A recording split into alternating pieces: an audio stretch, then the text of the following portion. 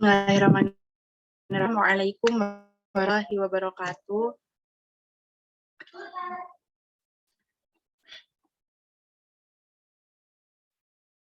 Saya ulangi lagi teman-teman. Assalamualaikum warahmatullahi wabarakatuh. Waalaikumsalam warahmatullahi wabarakatuh. Alhamdulillahirabbil alamin wa bihi nasta'in wa ala umuri dunya waddin. Wassalatu wassalamu ala asrafil anbiya'i wal mursalin sayyidina wa maulana Muhammad wa ala alihi wa sahbihi ajma'in. Segala puji bagi Allah, Rabb semesta alam. Dialah yang telah menciptakan manusia berpasang-pasangan. Dia pula yang menganugerahkan wanita dengan segenap potensinya. Salawat serta salam semoga senantiasa tetap tercurah ke diri junjungan kita Rasulullah Muhammad SAW. Beliau telah mengajari umat dengan pelajaran ilahiyah terkhusus bagi para wanita. Beliau pula yang memberi posisi istimewa kepada kaum wanita sesuai kodratnya. Sebelumnya saya akan menyapa teman-teman di sini semuanya. Gimana nih teman-teman semua kabarnya pada pagi hari ini? Halo teman-teman, gimana nih kabarnya pada pagi hari ini? Alhamdulillah sehat Kak. Alhamdulillah baik. Alhamdulillah, semoga teman-teman tetap dalam keadaan beriman kepada Allah. Karena dulu ketika para sahabat ditanya oleh Rasul, bagaimana kabar kalian wahai sahabatku? Para sahabat menjawab, Alhamdulillah masih beriman kepada Allah. Maka semoga saja kita semua yang ada di sini termasuk ke dalam orang-orang yang senantiasa memperjuangkan serta mempertahankan keimanan kita sampai akhir hayat nanti. Amin. Alangkah baiknya teman-teman supaya kajian kita pada pagi hari ini diridhoi Allah dan mendapat keberkahan, kita awali dengan membaca basmalah bersama-sama. Bismillahirrahmanirrahim.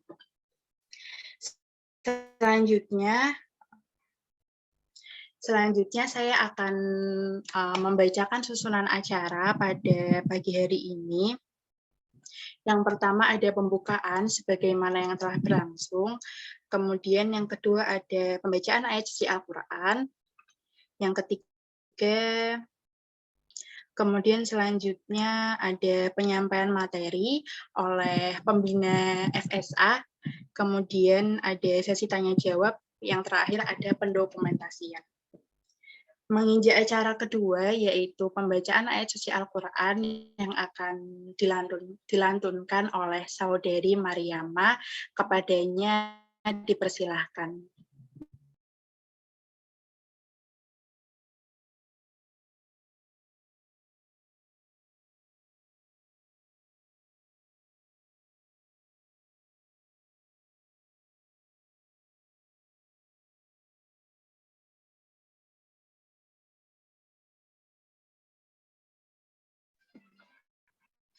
Assalamualaikum warahmatullahi wabarakatuh. Waalaikumsalam warahmatullahi wabarakatuh. A'udzu billahi minasyaitonir rajim. Bismillahirrahmanirrahim. Hamim. والكتاب المبين إنا أنزلناه في ليلة مباركة إنا كنا منذرين فيها يفرق كل أمر حكيم أمرا من عندنا إنا كنا مرسلين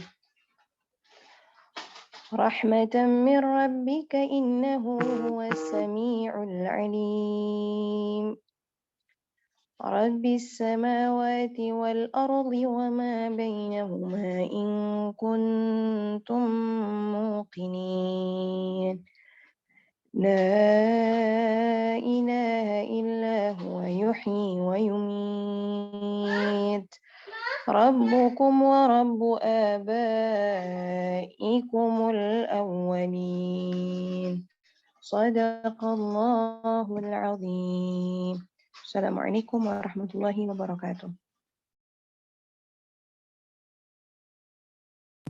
Waalaikumsalam warahmatullahi wabarakatuh. Masya Allah, semoga lantunan ayat suci Al-Quran tadi bisa menambah keimanan kita dan semoga kita bisa mendapatkan syafaat di akhirat nanti.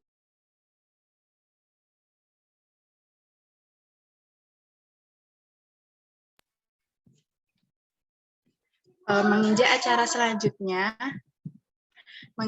selanjutnya yaitu penyampaian materi oleh Ibu Hajah Iki Putri selaku pembina FSA. Bu Iki, apakah sudah join ya ini?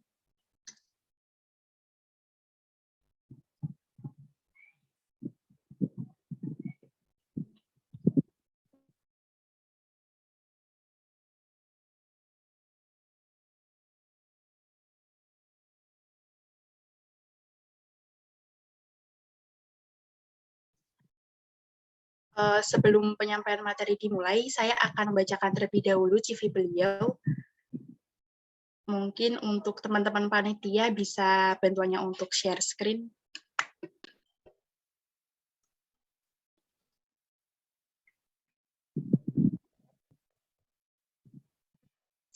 Baiklah, ini dia Ibu Iki, teman-teman. Beliau lahir di Balikpapan 16 April tahun 1983.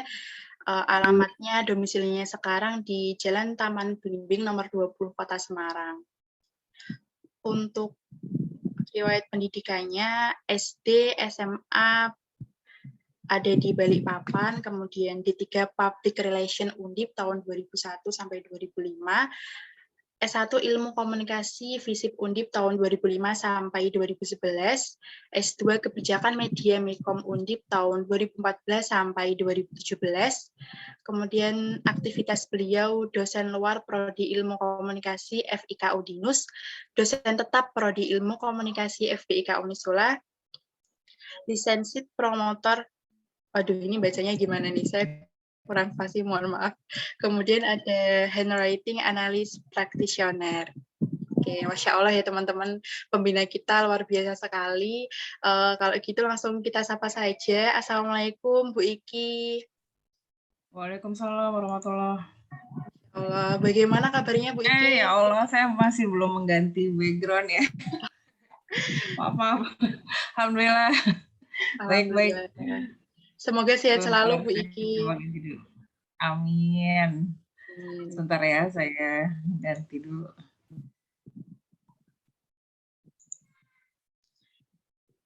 Mungkin untuk teman-teman yang tidak terkendala jaringan bisa untuk on cam supaya kita bisa lebih khusyuk untuk menyimak materi kajian pada pagi hari ini. Dipersilakan teman-teman untuk bisa on cam.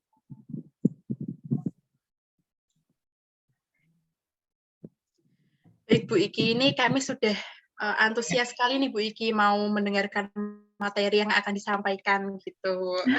Apalagi ini temanya remaja banget nih Bu. Temanya, aduh. Saya lupa jatuh cintanya gimana dulu. Iya. Baik-baik. Tadinya saya berharap itu ketemunya offline ya, tapi ternyata memang kita sampai hari ini memang harus blended ya komunikasi, ya kadang online, kadang offline gitu. Baik, mohon maaf nih teman-teman panitia yang kemarin hubungi saya, siapa namanya? Mbak siapa? Saya lupa.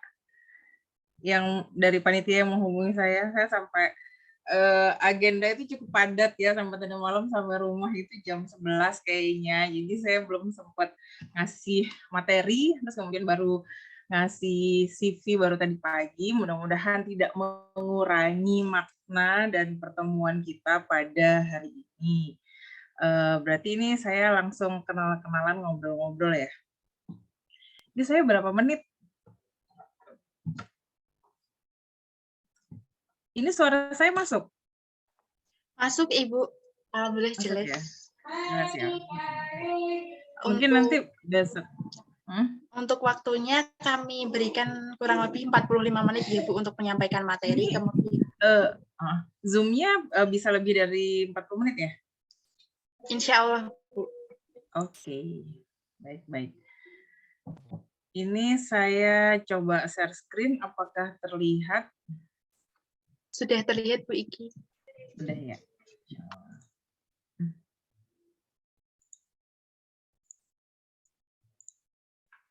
Oke.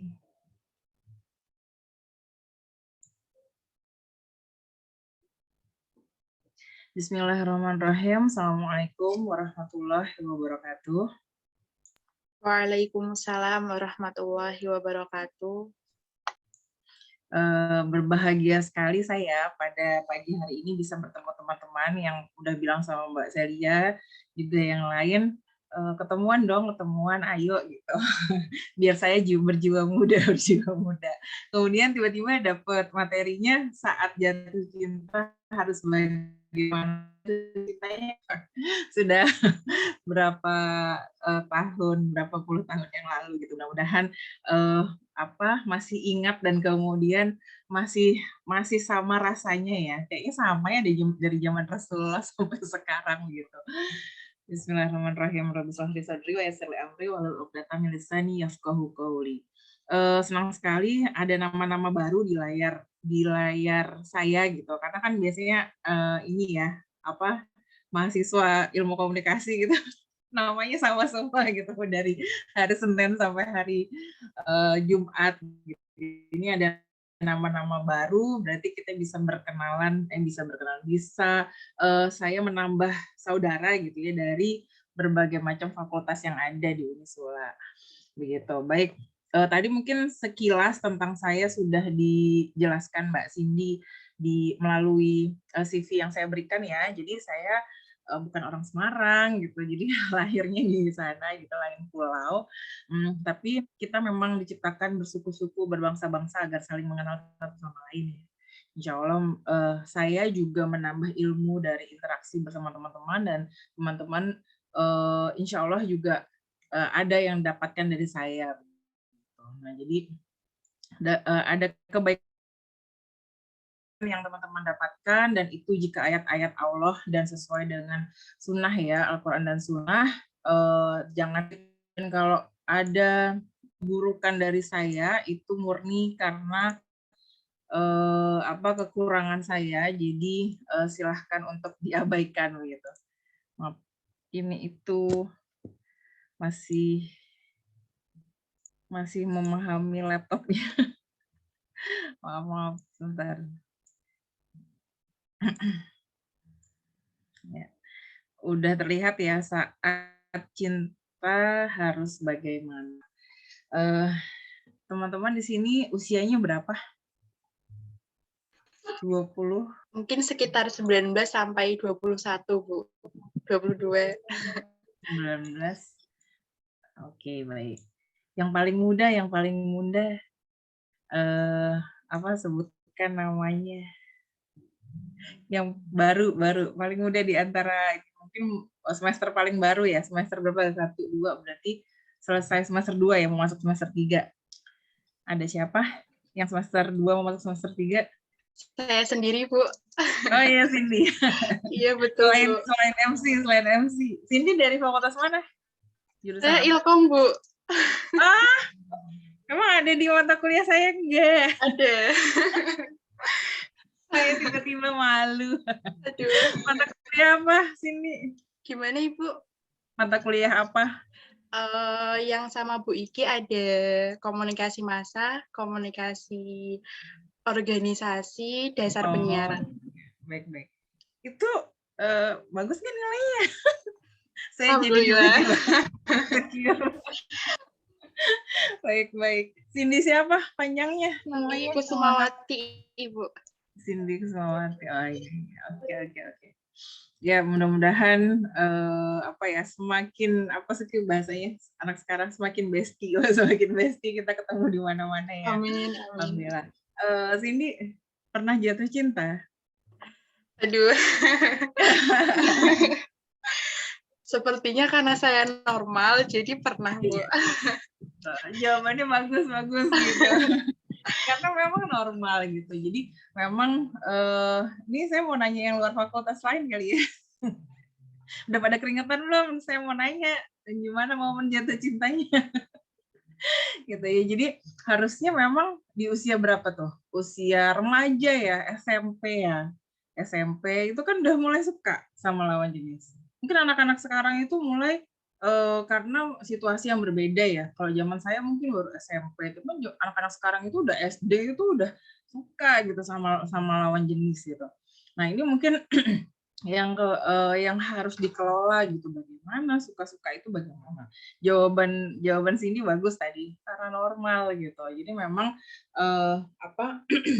ketika kita suka sama orang lain itu bagaimana gitu. Bagus judulnya atau temanya pada hari ini, karena itu normal, kemudian aku harus bagaimana mengelolanya. Ini juga saya kalau nggak punya anak gitu ya, karena punya anak itu akhirnya saya mengelola itu, ini harus bagaimana, ini tuh normal gitu, ini normal yang kemudian ini dari Allah Subhanahu Wa Taala gitu. Terus harus bagaimana. Tadi saya nggak perlu perkenalan ya. Nanti kalau mau tahu saya siapa dan lebih lanjut bagaimana, boleh nanti di sesi pertanyaan juga boleh gitu. Bu Iki itu siapa dan seterusnya. Tadi mungkin Cindy bingung ini bacanya gimana, lisensi promotor Steven dan lain-lain. Nanti saya singgung gitu. Mungkin mau saya singgung dan kemudian mungkin nanti kalau ada yang mau bertanya boleh. Bentar. Kemudian kita lanjut dulu ya. Ini ya, aku suka padanya. Terus nanti, Umi aku suka sama itu. Kenapa sukanya? Nah ini pertanyaannya gini, kenapa suka? Pinter, ganteng, good looking, kaya, gitu. Boleh semua itu fitrah gitu ya. Karena memang terlihatnya begitu.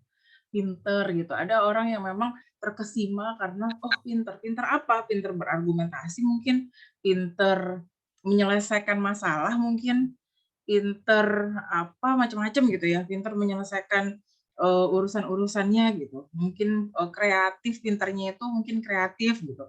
Makna pinter ini kan setiap orang beda. Bahkan orang tua kita nanti ketika nanti punya menantu gitu ya.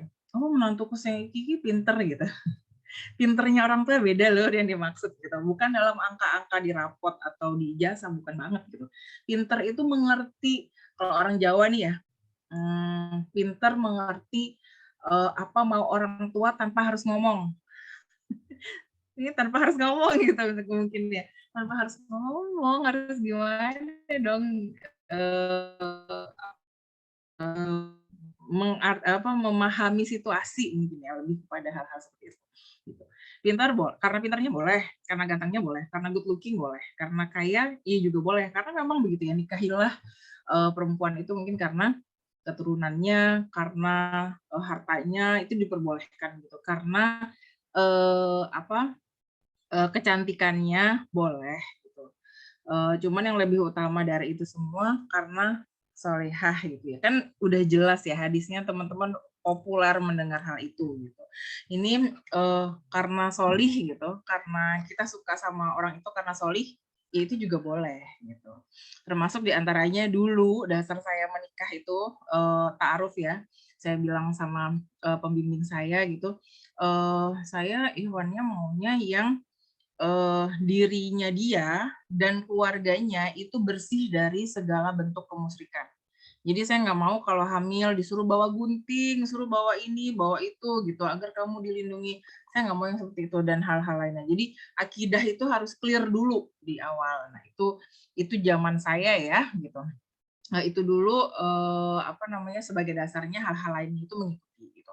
Kemudian pintar, ganteng, good looking, kaya gitu, suka sama orang-orang yang seperti itu, boleh, tapi siap-siap dengan ujiannya gitu. Jadi kita akan diuji dalam hal-hal yang kita lemah gitu, atau hal-hal yang kita kuat juga gitu. Jadi kesukaan kita akan diuji dalam hal-hal seperti itu.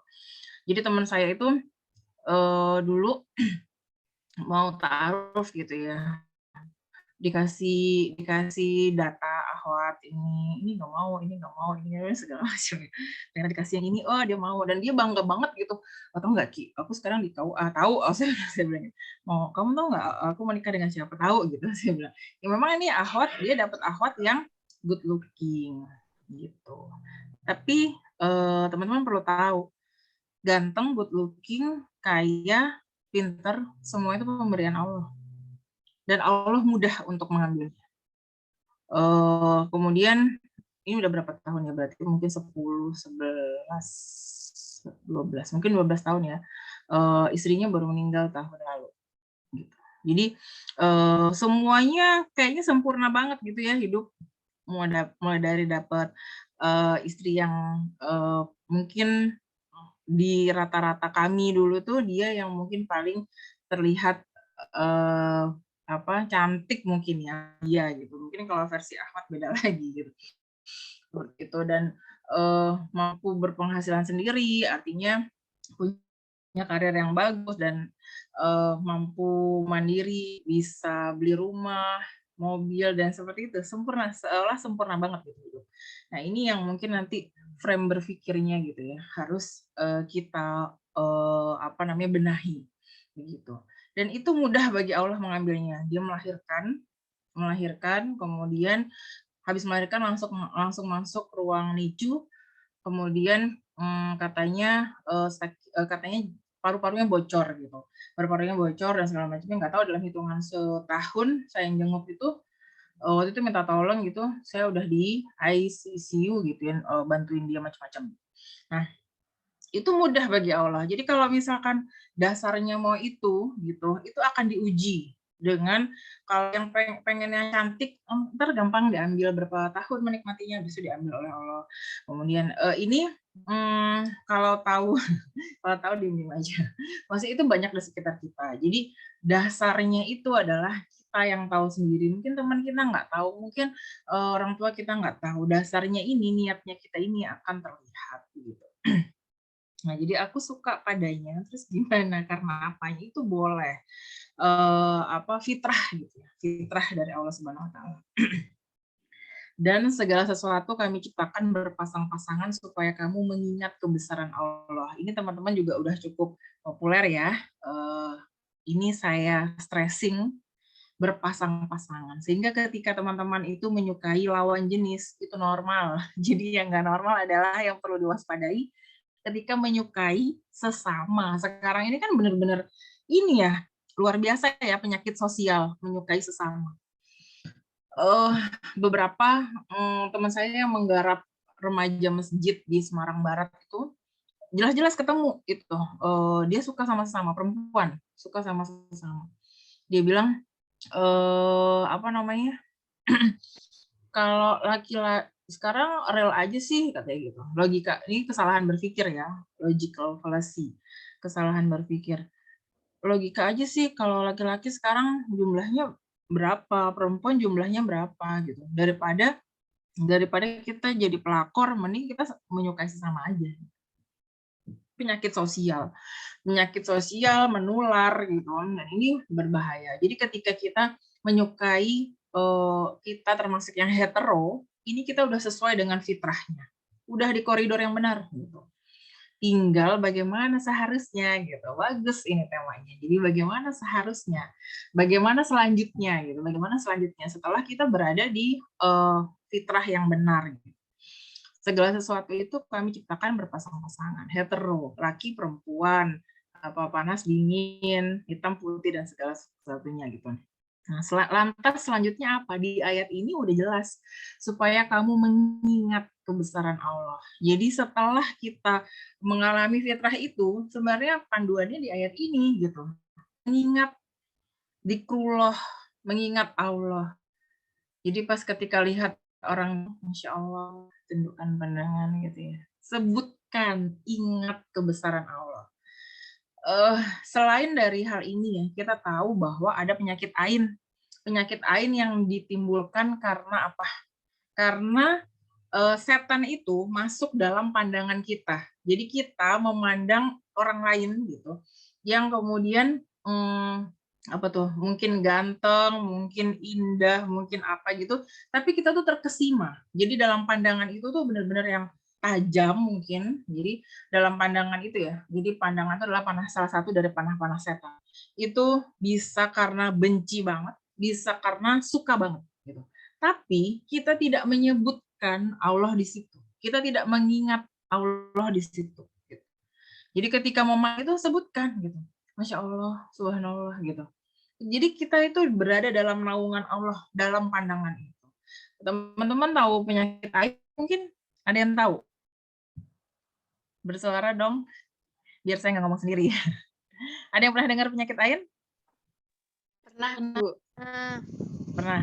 Mungkin selain MC Bella dari mana nih? Bella Felivur Finrow. Bacanya gimana?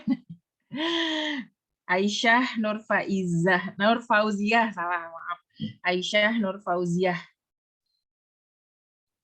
Ini yang udah pernah tahu penyakit ain bisa speak up. Tahu, Ustazah? Gimana? Yang Bella tahu penyakit ain itu gimana? Penyakit ain itu penyakit yang dari pandangan mata seseorang kalau tidak menyebutkan kayak asmaullah gitu, kayak memuji sesuatu tanpa menyebutkan asmaullah begitu. Lalu apa ya? Hanya itu, Ustazah. Oke, baik. Ada yang mau melengkapi yang lain? Aisyah? Kalau saya juga sama Ustazah kayak gitu. Sama, oke, baik. Saya dipanggil Bu Iki aja atau Mbak Iki? Oh, dipanggil Ustazah sih, saya takutnya jauh banget gitu dari ekspektasinya. Baik, jadi penyakit ain itu selain yang tadi disebutkan itu benar, tapi menyebabkan sakit orang yang dipandang. Gitu. Jadi ketika teman-teman nanti tampil ya, apalagi ilmu komunikasi, sekarang kan kita itu banyak sarana tampil ya selain di kampus gitu, selain presentasi, acara ini, acara itu gitu, tapi juga di sosial media. Itu hati-hati sebenarnya ya, dari pandangan mata dan macam-macam itu. Nah, itu penyakit ain itu menyebabkan orang yang dipandang itu sakit. Sakit apapun bisa gitu. Dan itu sembuhnya bagaimana ya, dengan cara-cara ini ya, pengobatan yang Islami begitu. Atau mungkin ruqyah syariah gitu. Ya kita baca zikir pagi, terus kemudian terbiasa dengan menyelesaikan 1 juz Al-Quran setiap hari, itu udah bagus itu. Insya Allah terbebas dari hal-hal itu gitu. Nah, jadi zikir-zikir pagi yang di Al-Massurot, di Hisnul Muslim, itu teman-teman baca pagi itu agar terlindung dari hal-hal seperti itu gitu. Nah, jadi kembali ke yang tadi, bahwa ketika kita memandang atau kita dipandang orang lain gitu ya, Cindy ini keren gitu, cantik, misalkan seperti ada yang melihat, wah bagus ini gitu, itu langsung yang wah Cindy, wah Aisyah, ini seperti itu gitu, dia tidak menyebutkan nama Allah, kita bisa sakit. Ada penyakit ain gitu yang disebutkan, yang banyaklah riwayat-riwayatnya yang mau dari zaman Rasulullah hingga sekarang. Nah, jadi ini panduannya. Segala sesuatu kami ciptakan berpasang-pasangan supaya kamu mengingat kebesaran Allah. Sebutkan nama Allah. Masya Allah, kalimat-kalimat thayyibah gitu, subhanallah, masya Allah, dan sebagainya. Gitu. Ingat kebesaran Allah. Begitu. Termasuk juga kita mandang ada beberapa riwayat ya cerita gitu dari ruqyah itu. kita kagum banget sama ini makhluk hidup gitu. Tumbuhan itu bisa mati layu gitu karena itu. Oh, bisa juga ya gitu. Tapi emang hadisnya begitu ya. Pandangan itu salah satu dari panah-panah setan. Jadi bisa jadi seperti itu. Tapi umumnya adalah manusia. Begitu. Baik, saya lanjutkan. Nah, lalu harus bagaimana? Ini yang mungkin teman-teman harus tahu gitu. Lalu harus bagaimana? Pastikan aktivitas setelah itu halal gitu.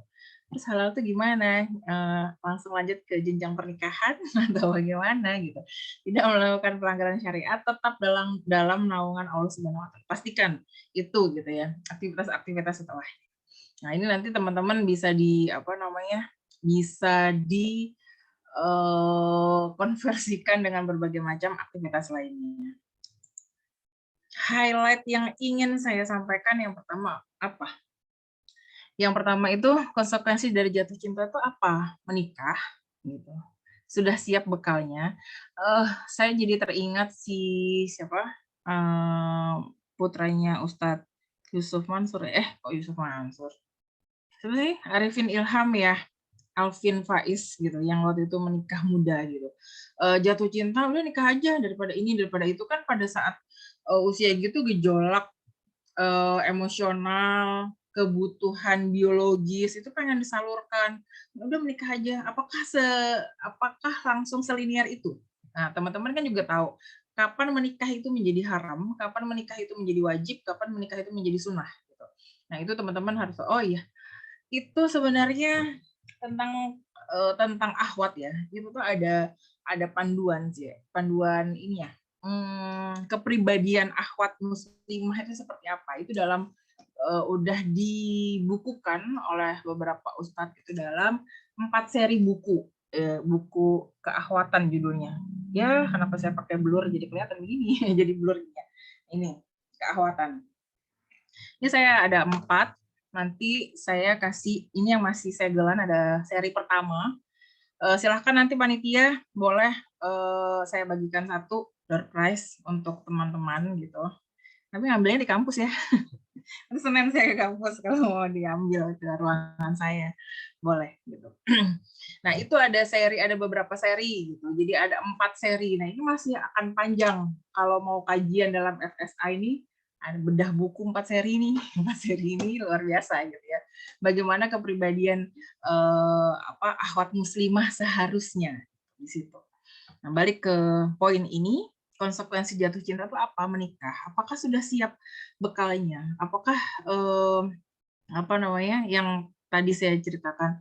Saya tuh waktu lihat fenomena itu, wow, subhanallah ya, lihat Alvin Faiz masuk ke pengadilan untuk menikah di bawah hukum negara gitu ya, usia di bawah syarat hukum negara. Terus saya bertanya pada waktu itu, udah selesai dirinya? Saya mak celomong gitu ya.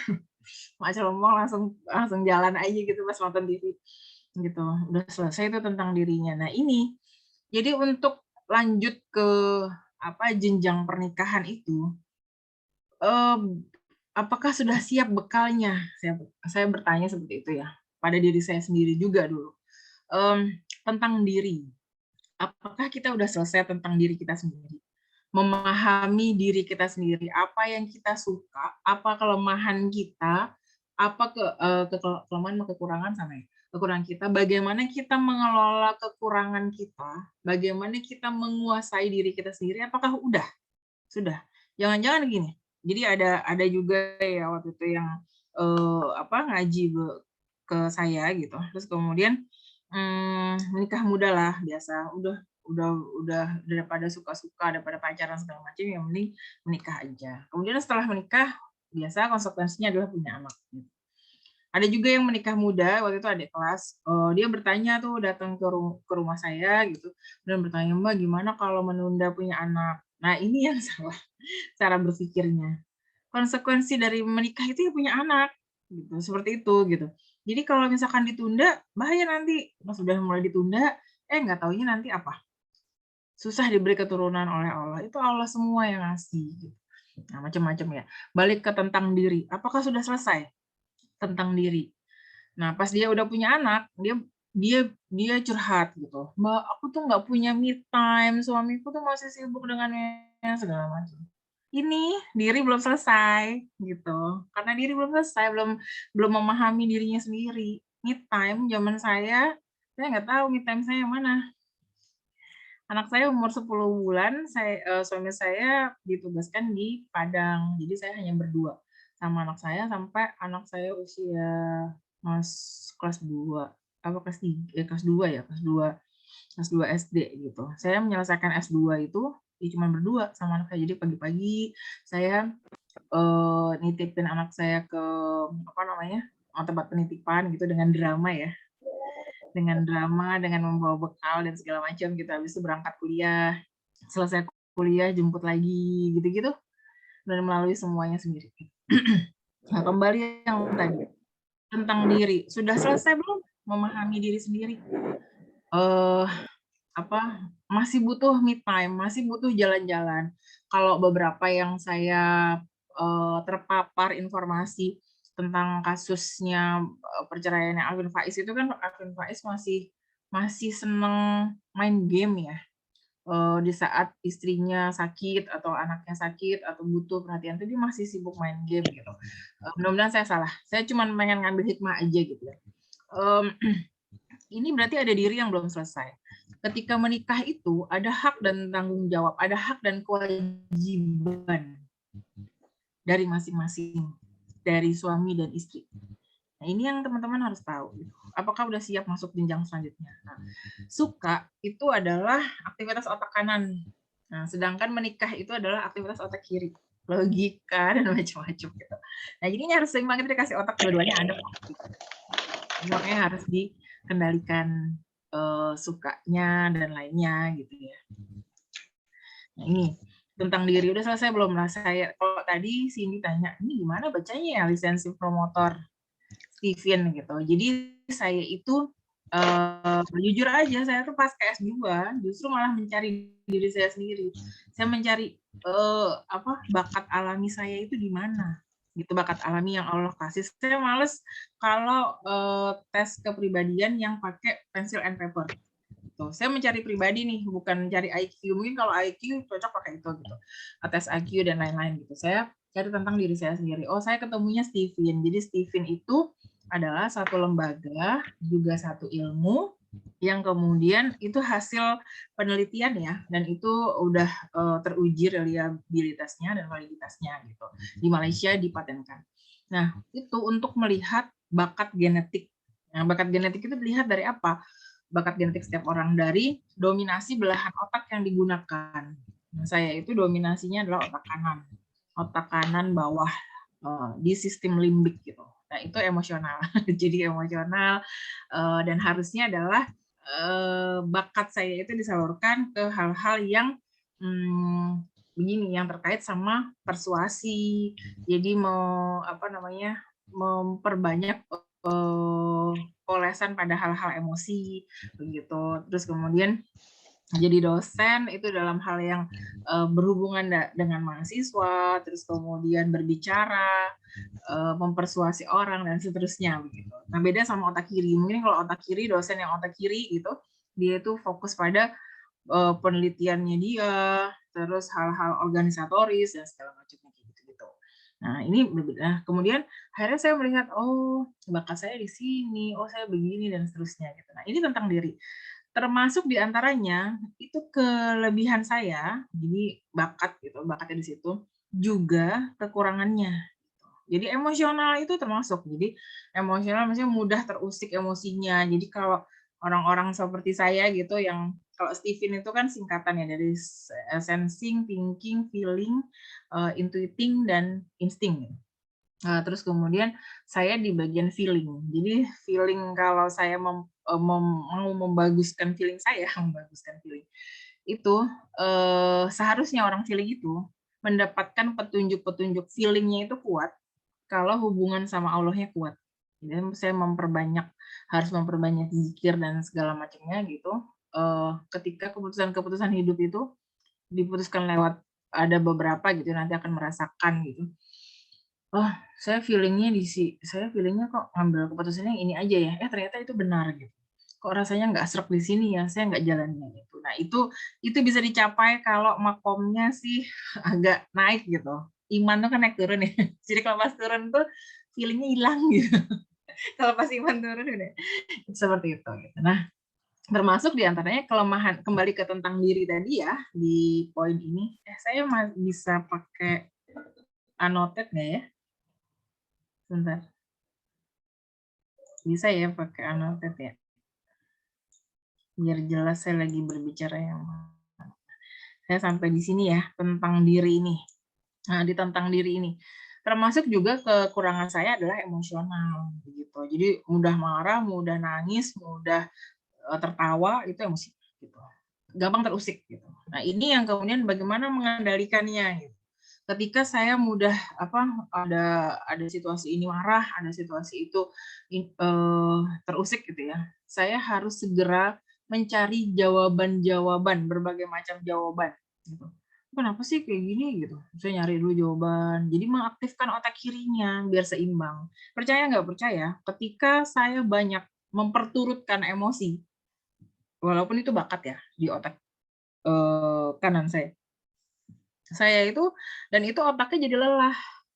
Saya itu punya migrain. Migrainnya itu yang kanan, bukan yang kiri. Ya karena lelah otaknya. Dan ketika saya udah coba atur nafas, misalkan lagi emosi ya, ini kalau anak-anak psikologi pasti tahu gitu. Ketika lagi emosi, bangun nafas sadar. Nah, nafas sadar itu ya, tarik nafas lewat hidung, keluarkan lewat mulut. Gitu. Jadi saya sering gitu. Sampai akhirnya kemudian menggunakan otak kiri gitu, mencari seluruh jawaban dari peristiwa-peristiwa yang mengusik emosi saya gitu. Ini kenapa ini begini, begitu. Dan akhirnya migrain itu berkurang begitu, seperti itu. Nah, udah belum tahu tentang kekurangan diri dan kemudian mampu mengelola. Karena kalau enggak pasti dapat ujian di situ terus, di tempat kekurangan kita itu, mengelola diri. Begitu. Nah, kemudian untuk menikah itu banyak sekali yang dibutuhkan skill-nya. Ada kecerdasan majemuk ya, kecerdasan antara pribadi, gitu. Menjalin hubungan antara pribadi. Karena itu menikah tidak dengan satu orang, menikah dengan keluarganya juga, dengan kakaknya, adiknya, ibunya, pamannya, omnya. Begitu. Ini kalau nggak punya social awareness, nggak punya kemampuan bersosialisasi, susah nanti gitu. Ini udah bisa belum gitu. Kemudian maksud saya di sini kecerdasan minimal itu bukan kemudian kita harus cerdas semua hal, enggak. Nah, jadi kita juga memang nggak mungkin sempurna, nggak mungkin ya. Harus di garis bawah. Kita nggak mungkin sempurna. Tapi kekurangan kita itu harus kita naikkan sampai level minimal. Minimalnya itu gimana? Ukuran minimal itu ya tidak membahayakan diri kita sendiri dan tidak membahayakan orang lain dan kita mampu bertahan hidup gitu. Itu minimal. Saya mungkin nggak pintar mungkin dalam hal berinteraksi gitu ya. Ini contoh aja, walaupun suami saya tuh kalau udah saya ke keluarganya dia, udah dia tinggal tidur. Kenapa? Karena dia senang sekali gitu saya mengurusi keluarganya gitu atau berinteraksi dengan keluarganya. Misal nih, saya nggak mau menjadi orang yang nggak mampu gitu ya untuk itu gitu, belum punya kecerdasan itu gitu ya, kecerdasan berinteraksi dengan orang lain. Naikkan kecerdasan itu, latih diri kalian untuk bisa gitu sampai pada standar minimal. Nggak perlu hebat gitu, tapi tidak menyusahkan diri, tidak membahayakan diri sendiri, tidak membahayakan orang lain, dan kemudian kita mampu bertahan hidup. Kecerdasan majemuk itu apa? Teman-teman googling sendiri ya, banyak yang udah nulis gitu. Begitu. Kemudian keterampilan minimal. Keterampilan minimal itu yang bagaimana gitu, yang keterampilan hidup gitu. Masak misalkan, mengelola rumah tangga. Sekarang teman-teman lihat ke kamarnya, udah rapi belum? Naruh kerudung di atas naruh kerudung di atas tumpukan buku misalkan. Hati-hati. Mungkin ini hal sederhana yang dianggap biasa aja gitu ya. Kalau anak-anak psikologi itu teman-teman saya gitu ya ngobrol-ngobrol, itu sebenarnya sederhana kok. Anak-anak TK itu diajarkan, ayo masukkan ini yang balok-balok warna kuning ke keranjang warna kuning, merah ke merah. Ini tuh belajar konsep. Konsep ini apa dalam kepentingan keterampilan hidup ini? Memasukkan masalah itu pada tempatnya. Gitu. Jadi taruh masalah itu pada tempatnya, jangan campur aduk. Nanti itu akan memperruwet hidup kita. Gitu. Nah ini keterampilan minimal. Taruh mulai dari hal-hal kecil itu, menaruh barang itu pada tempatnya, klasifikasikan. Jadi pengertian dari konsep itu adalah memasukkan sesuatu, mengelompokkan sesuatu pada ciri yang sama. Kita mau mencirikan apa? Kita kan bukan anak TK yang mencirikan berdasarkan warna aja gitu ya. Jadi kita mulai dari mengelompokkan masalah. Masalah itu, oh ini masalah kecil kok, bisa besar-besarin. Kadang masalah kecil, tapi karena kita emosional jadi besar. Rasa nggak sih gitu? Masalahnya itu kecil sebenarnya, tapi karena kita memberikan rasa yang segunung gitu, jadi terasa besar. Tuh, jadi keterampilan-keterampilan. Kemudian pengetahuan tentang keluarga, ya yang nanti tentang itu FSA bikin ini sekolah apa sebutannya, sekolah pranikah, sekolah akhwat tangguh, sekolah kepribadian muslimah, sekolah pranikah. Itu nanti di keakhwatan 1, 2, 3, 4 gitu ada bukunya. 1 ini, yang kedua warna hijau, yang ketiga warna apa sih, merah muda atau apa gitu. Itu semuanya hak suami istri ada di situ, bagaimana akhwat ada di situ dan segala macamnya. Gitu. Baik. Kemudian kita lanjut, selanjutnya adalah highlight yang kedua, kesalahan frame berpikir. Boleh jadi kamu membenci sesuatu padahal ia amat baik bagimu, dan boleh jadi pula kamu menyukai sesuatu padahal ia amat buruk bagimu. Allah mengetahui sedang kamu tidak mengetahui. Nah, ini loh yang seringkali salah. Dulu juga saya melakukan kesalahan gitu ya. Artinya gini, kita melihat sosok A, B, C gitu. Terus kemudian kita berdoa bagaimana biar kita berjodoh dengannya. Ini kesalahan frame berpikir gitu. Kenapa?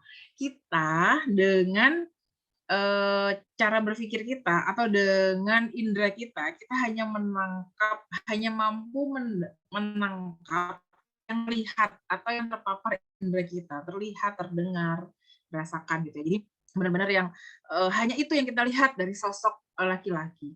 Padahal Indonesia berapa juta manusia gitu.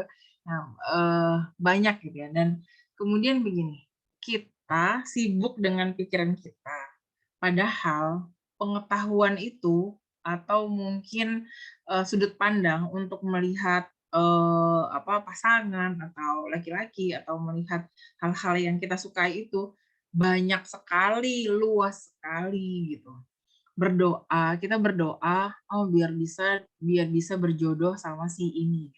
Dengan kayaknya udah bagus kok ininya, bibirnya, pas sudah menikah, ternyata dia begini, ternyata dia begitu, yang ini yang kita nggak tahu sebelumnya gitu. Jadi mendingan kita serahkan kepada Allah, kita membaguskan diri kita sendiri, kita serahkan pada Allah karena Allah tahu hal-hal yang kita tidak tahu saat ini.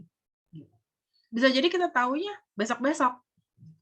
Nah, ini kesalahan frame berpikir bahwa kita itu berdoa, itu meminta si A untuk menjadi pasangan kita. Padahal bagi Allah yang terbaik bagimu tuh si B, si C, atau mungkin siapa yang belum kenal sebelum saat ini gitu ya.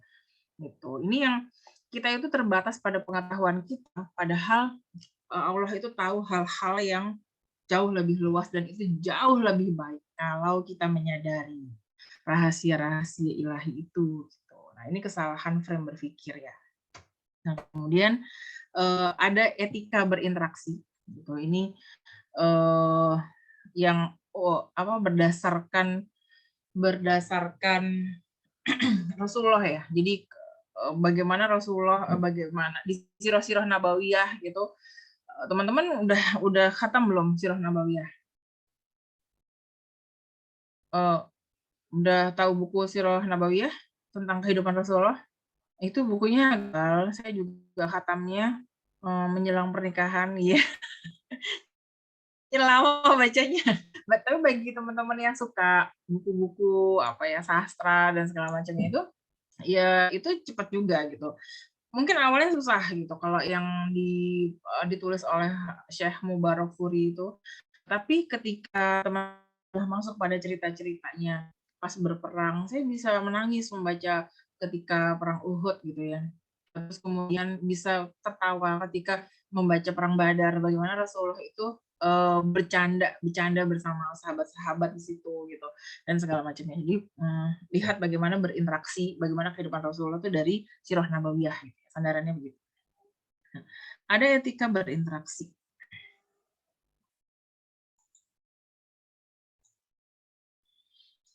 Yang pertama menutup aurat itu udah jelas ya. Saya kayaknya nggak perlu menjelaskan. Jadi karena ini dasar ya, apalagi kalau di Unisula kan jelas ayat-ayatnya yang mana gitu. Nah, kemudian yang kedua, menjaga pandangan pun juga udah jelas ayat-ayatnya. Kemudian tidak mendayu-dayukan suara, itu sudah ada di ayatnya yang itu gitu. Saya tuh belum sempat memasukkan beberapa ayat-ayatnya dan ceritanya. Tidak mendayu-dayukan suara. Nah, ini teman-teman lihat di Al-Ahzab ayat 32. Silahkan mungkin kalau mau dibuka Al-Qur'annya. Tidak mendayu-dayukan suara. Hai istri-istri Nabi, kamu sekalian tidaklah seperti wanita yang lain jika kamu bertakwa. Maka janganlah kamu tunduk dalam berbicara, sehingga berkeinginanlah orang yang ada penyakit dalam hatinya. Dan ucapkanlah perkataan yang baik. Qaulan ma'rufan. Jadi, janganlah dalam berbicara sehingga berkeinginan orang yang ada penyakit di dalam hatinya. Jadi nggak usah dibuat-buat gitu. Kalau kayak saya memang begini gitu bersuara ya normal-normal aja begini, nggak usah kemudian dihalus-halusin, kemudian dilembut-lembutin biar orang lain itu punya keinginan sesuatu. Tidak mendayu-dayukan suara. Termasuk juga di antaranya adalah ini kan sebenarnya etika berinteraksi dengan lawan jenis. Tapi ketika kita mendayu-dayukan suara atau di Al-Ahzab 2 itu. Ada juga gitu orang yang nggak suka. Jadi orang kalau udah punya penyakit hati gitu, orang lain berbuat baik pun akan terlihat buruk gitu di matanya, gitu ya. Selalu ada aja sisi yang terlihat buruknya ini. Wah, ini kan dibuat-buat, ini kan nggak asli, ini kan apa dan segala macam. Padahal kalau di ilmu komunikasi kita harus latihan suara ya. Jadi kita harus olah vokal biar pas MC atau pas jadi pembicara itu harus benar, harus kuat nafasnya, terus kemudian suaranya harus bulat sebagainya. Saya juga gitu. Jadi tidak mendayu-dayukan suara. Kemudian keseriusan agenda interaksi. Ada agenda yang benar nggak sih, yang signifikan gitu, nggak dibuat-buat gitu. Jadi ceritanya begini, pada zaman Rasulullah itu ada seorang sahabat. Ini mereka tidak dalam kondisi ini ya, mukim ya, dalam kondisi safar, perjalanan. Ada seorang sahabat, namanya Kuwait bin siapa ya, saya lupa. Nah, dia itu lihat di dekat tendanya, itu tenda Ahwat, yang itu tuh wajahnya tuh good looking, kemudian suaranya tuh bagus. Ahwat-ahwat tuh saling bercanda satu sama lain gitu, ngobrol-ngobrol. Nah, kemudian si Ikhwan ini tertarik dengan Ahwat itu. Akhirnya dia masuk ke tendanya, dia ganti pakaian, dia pakai parfum, dia pakai perhiasan yang mereka biasa ya, dulu pakai cincin, gitu, hal-hal lain yang mungkin jubah gitu, yang terbaik gitu. Kemudian dia keluar. Dia nggak ada urusan sebenarnya. Dia keluar lewatin tenda itu. Jadi ini benar-benar nggak serius gitu. Dia memang ingin ahwat-ahwat itu tertarik sama dia. Nggak ada keseriusan agenda interaksi. Ingin ahwat-ahwat itu lihat gitu. Nah, ketika dia mondar-mandir gitu, nggak ada urusan, nggak sadar gitu, mondar-mandir di tenda gitu, Rasulullah tahu. Kemudian Rasulullah panggil namanya saja dengan keras dan dengan intonasi yang cukup Kuwait, namanya Kuwait. white gitu, mukanya bener-bener yang sampai kayak orang marah gitu. Dia terperanjat, kaget, dia bilang, "Saya lagi mencari onta saya." Dia bilang gitu, "Saya lagi mencari onta saya, saya lagi mencari onta saya yang agak liar gitu, yang liar," dia bilang gitu. Artinya maksudnya agak agak susah dikendalikan gitu. Dia cepet-cepet nyari nyari gitu. Gitu udah beberapa kali gitu, Allah selalu manggil dia, dipanggil, disuruh menemani Rasulullah ke pasar, disuruh disuruh menemani Rasulullah ke sini, ke situ gitu, disuruh, "Sini," sama Rasulullah gitu. Disuruh, apa namanya, nemenin buang hajat gitu kan, dulu kan buang hajatnya ke agak jauh gitu, ditutup pakai kain gitu kan. Terus kemudian, pokoknya nggak boleh, ke tenda si Ahwat itu gitu. Disuruh nemenin ke pasar, ke mana-mana sampai bilang, "Mana ontamu yang tadi?" gitu, Rasulullah gitu, ngomongnya gitu, kira gitu ya, pakai bahasa Indonesia. "Mana ontamu?" gitu, "Mana ontamu?" Bolak-balik ditanyain kayak gitu, disuruh megangin ini, disuruh bawa itu, sampai dia tahu bahwa sebenarnya itu salah gitu. Jadi keadaan itu tuh salah, seharusnya memang, tidak boleh, sampai dia menyadari bahwa, oh seharusnya nggak boleh mencari-cari, agenda gitu. Itu contohnya begitu, mencari-cari hal-hal yang sebenarnya nggak serius gitu. Disuruh disuruh kemudian menjaga pandangan dan lain begitu. Itu keseriusan agenda interaksi, karena nggak sadar ya, mondar-mandir gitu, suka malah pengen pengen ke sana, muterin muterin masjid, pengen lihat si itu, si seperti itu gitu ya. Nah nanti, apa namanya, kalau ada temennya yang kalau ada temen yang seperti itu digandeng, ya diajak ke sini ke situ gitu, dialihkan, gitu. Baru kasih tahu bahwa tadi itu nggak serius-serius amat ya mencari perhatian, seperti itu. Kemudian selanjutnya adalah memisahkan laki dan perempuan. Nah, jadi ini dicontohkan zaman Rasulullah gitu ya, memisahkan laki dan perempuan, dalam beberapa pertemuan itu memang dipisah gitu, dikasih, apa namanya, pembatas gitu. Kalau pas dulu beberapa tahun lalu itu nonton Joda Akbar. Berapa tahun lalu ya, ada yang pernah nonton nggak Joda Akbar? Pernah, Bu. Kita sezaman dong. Jadi itu saya nggak terpapar dan sempat nonton 5 episode kayaknya, habis itu udah saya tuh nggak tahan dengan yang episodenya itu panjang gitu. Jadi jangan tanya sama saya tentang drama Korea karena nggak sanggup, panjang sekali itu. Nah itu, dipisahkan oleh kain gitu ya, hijab gitu, ketika ada pertemuan-pertemuan gitu, memisahkan laki dan perempuan. Kemudian selanjutnya adalah tidak berkholwat. Nah, tidak berkholwat ini kan, teman-teman tahu, googling sendiri lah kholwat itu apa ya, dia berduaan.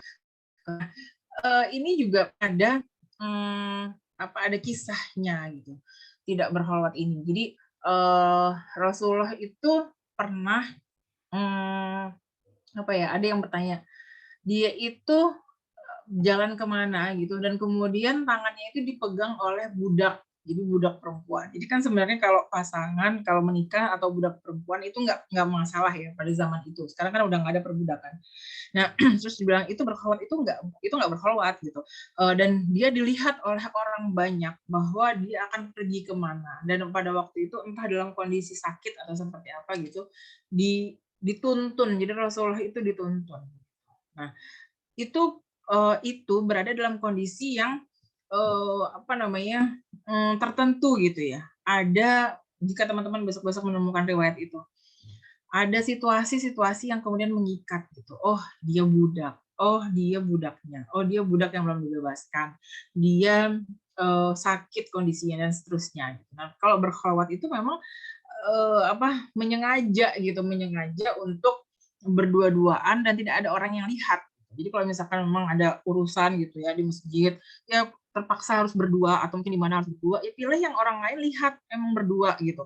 Misalkan di parkiran terpaksa harus membahas apa gitu ya berdua, ya nggak apa-apa orang di parkiran. Kalau yang aneh itu kan kalau di ruangan tertentu gitu ya, berdua gitu, dan itu bukan muhrimnya begitu. Seperti itu. Tapi kalau kalau misalkan di tempat terbuka bukan berkholwat gitu ya. Termasuk contohnya adalah ketika, pada zaman Rasulullah itu, Rasulullah sendiri itu. Jadi riwayatnya begitu. Kemudian menghindari jabat tangan pada situasi umum. Jadi maksudnya di sini adalah situasi umum ya. Maaf itu kenapa ngikut ya. Situasi umum bukan kalau situasi khusus. Situasi khusus itu bisa jadi dia susah untuk menghindar gitu. Nah kalau situasi umum ya memang bisa, ya nggak perlu jabat tangan. Kadang-kala memang ada dalam situasi-situasi tertentu gitu ya. Mungkin kalau sekarang pejabat publik gitu, atau mungkin kayak tadi ya Rasulullah itu yang bersama budaknya itu, budak perempuan itu gitu, berjalan kemana gitu. Itu situasi khusus. Situasinya seperti apa gitu. Nggak kemudian dalam setiap hari sehari-hari Rasulullah pegangan tangan sama budaknya, enggak kayak gitu gitu. Itu hanya situasi-situasi tertentu gitu, situasi khusus. Nah, kalau kemudian ada jabat tangan pada situasi khusus gitu, mungkin yang entah itu presiden, entah apa, ya entah itu pejabat publik gitu, itu pun terjadi gitu pada zaman Rasulullah. Tidak berkhalwat tadi dan kemudian menghindari jabat tangan itu juga Rasulullah lakukan pada baiat ya, membaiat artinya mengambil sumpah dari akhwat-akhwat untuk bergabung masuk Islam gitu, bergabung bersama Rasulullah dan kemudian hijrah gitu. Seperti itu. Jadi itu juga tidak kemudian Rasulullah tuh memegang kemudian akad gitu kan, enggak gitu. Jadi benar-benar yang tidak berjabat tangan pada situasi-situasi yang umum begitu. Kemudian yang terakhir minta izin suami baik yang sudah menikah. Jadi memang kalau memang harus gitu ya, harus pergi, ini harus disupirin siapa, harus mungkin kalau dulu itu riwayat-riwayatnya gitu, kita tahu riwayat yang hadisul ifki ya. Hadisul ifki itu nanti hadisul ifki apaan gitu ya, itu nanti di googling aja gitu, cerita tentang siapa, Aisyah gitu, bagaimana ketika dia itu dapat fitnah ya dari Sofwan kalau nggak salah, Sofwan atau siapa ya, dia itu balik dari tanduknya gitu untuk pipis ke buang air kecil gitu di suatu tempat yang itu terlepas dari rombongan. Nah, kemudian dia duduk menunggu rombongan barangkali ada terakhir lewat, terus kemudian Sofwan tahu gitu. Kemudian Sofwan turun dari kudanya, terus bilang si Aisyah buat naik gitu, dan kemudian dia menuntun. Kemudian fitnah itu datang. Itu ya, itu benar-benar bikin sedih. Kenapa? Saya juga baca cerita itu juga cukup sedih. Karena Rasulullah mendiamkan Aisyah itu sampai 1 bulan. Artinya Rasulullah begini, kalau kamu benar, Allah akan membersihkan namamu, kayak gitu. Nah, dan itu tuh kemudian hadis itu terputus, wahyu itu terputus ya selama 1 bulan. Ini tuh benar-benar yang bikin Aisyah itu bersedih gitu. Aku benar gitu, misalnya aku tidak melakukan apapun bersama Sofwan gitu. Dan kemudian baru setelah hampir sebulan lebih ya, lebih dari 30 hari sih sepertinya dalam riwayat ceritanya itu, baru Allah itu membersihkan nama Aisyah gitu. Nah, ini kalau mau pergi-pergi atau bagaimana tuh, kalau yang udah bersuami ya minta izin suami gitu. Pergi dengan siapa, dan jika diizinkan insya Allah akan mendapatkan ridho. Mungkin itu beberapa poin-poin penting gitu yang kalau saya pribadi sebenarnya lebih suka kalau kita ngobrol, tanya jawab, diskusi gitu ya, daripada materi panjang, kan bukan berkuliahan ya. Begitu insyaallah. Afwan minkum, billahi taufiq wal hidayah. Assalamualaikum warahmatullahi wabarakatuh. Saya kembalikan ke Cindy. Waalaikumsalam warahmatullahi wabarakatuh. Masya Allah, luar biasa ya teman-teman. Pagi-pagi udah dapat banyak insight nih tentang seputar ahwat, pernikahan, dan sebagainya. Mungkin dari teman-teman udah banyak nih yang pengen bertanya-tanya gitu, langsung diskusi sama beliau. Nah, ini kami persilahkan 3 penanya. Bagi teman-teman yang ingin bertanya, bisa langsung on mic atau boleh bertanya melalui room chat yang tersedia. Dipersilakan teman-teman.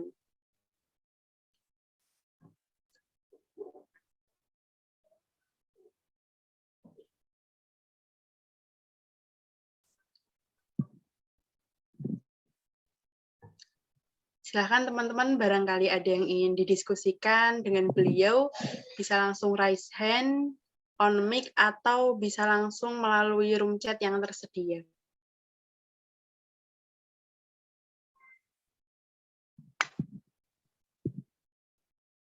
Udah pada clear jadi.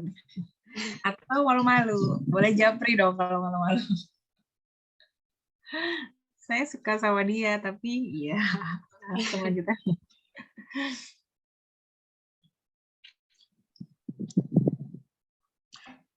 Kalau panitia mau menyiapkan kuis atau lainnya, silahkan. Ini tersedia satu buku ya, keahwatan.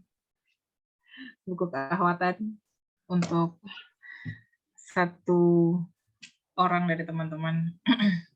Ini Ramadhania Rahayu. Ini ada yang ingin bertanya, Bu Iki. Mungkin untuk Uhti Ramadhania bisa langsung on mic dan menyampaikan pertanyaan. Baik, terima kasih Mbak Cindy untuk waktunya. Assalamualaikum warahmatullahi wabarakatuh. Waalaikumsalam warahmatullahi wabarakatuh. Saya Ramadhania dari Sidoarjo, Jawa Timur. Baik Bu, saya ada 2 pertanyaan. Yang pertama Fakultas itu, mana?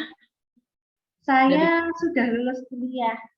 Oh iya. Udah menikah belum? Belum. Baik. Monggo Mbak. Iya. Jadi saya ada 2 pertanyaan ini Bu. Yang pertama itu yang ingin saya tanyakan adalah apa hakikat dari cinta dalam diam menurut Islam itu seperti apa? Soalnya kan sekarang itu kan banyak ya di Instagram, di TikTok, definisi cinta dalam diam lebih baik gitu. Terus yang pertanyaan yang kedua itu, jodoh itu terutama untuk yang akhwat ya Bu, yang perempuan itu sebaiknya kita tuh mencari atau dicari gitu kan. Soalnya kan banyak yang bilang juga gini, perempuan itu juga harusnya dia bisa mencari juga gitu, karena juga dalam Islam ada perempuan yang melamar laki-laki terlebih dahulu itu diperbolehkan gitu. Nah itu bagaimana itu Bu, konsep seperti itu? Terima kasih. Wassalamualaikum. Baik, mungkin bisa langsung dijawab Bu Iki. Monggo dipersilahkan. Bagus sekali pertanyaannya. Ini panggilannya apa? Mbak Rama, Mbak Dania? Dania, Bu. Dania. Sekarang aktivitasnya apa? Saya asdos. Di mana? Di Universitas Bayangkara Surabaya. Yayasannya Bayangkara Polri. Iya. Terus ini nanti dalam minggu gilir kacang jadi dosen tetap gitu apa gimana? Biasanya kan gitu, atau nanti nyari tempat lain, sekarang nyari pengalaman. Ininya apa jurusannya? Ilmu hukum. Ilmu hukum. Ini di lulusan dari Unisula? Enggak, dari Bayangkara juga. Oh gitu loh. Ini acaranya dibuka untuk umum apa gimana? Saya kira itu dari acaranya dibuka untuk umum, Cindy. Oke Bu, ini acaranya akhwat umum. Iya. Ada grafisnya atau gitu ya, saya up di Instagram saya nggak tahu kalau dibuka untuk umum. Ya, barakallah Mbak Dania, jadi tersambung silaturahimnya ya, gitu. Jadi suami saya juga pernah di Surabaya 3 tahun. Suami saya kerja di Human Initiative, PKPU Human Initiative di Jalan Ngagel mana ya? Ngagel Madya mana? Iya, Ngagel Madya. Baik. Pertanyaan yang bagus dari Mbak Dania. Cinta dalam diam. Nah, ini tuh saya tuh baru baca tapi kok lupa ya, karena memang aktivitas saya baru setahun lebih berapa bulan ya jadi dosen di Unisula. Jadi aktivitas tuh lumayan. Kalau dulu saya beli buku, nabung-nabung gitu. Sekarang beli buku gampang gitu, waktunya susah buat baca. Jadi mumpung jadi asisten dosen banyak-banyak baca. Nanti kalau udah jadi dosen beneran susah, cari waktunya susah gitu. Nah, ada dua cerita. Jadi 2 cerita yang saya tahu ya. bisa jadi banyak cerita lain yang saya belum tahu. Yang pertama tentang cinta dalam diamnya Sayyid Qutb. Pernah dengar belum? Sayyid Qutb. Belum pernah dengar. Jadi dia salah satu penulis tafsir Al-Quran. Saya suka dengan tafsirnya. Nama tafsirnya Fi Zilalil Quran. Kenapa? Karena dia itu mampu menafsirkan, mampu menjelaskan dengan bahasa yang indah sekali gitu. Jadi kalau biasanya kalau di Indonesia itu yang penulis tafsir Qurannya Quraish Shihab ya. Quraish Shihab itu biasanya mengambil dari Fizilal Quran juga dari Ibnu Katsir. Dua itu biasanya yang menjadikan patokan gitu.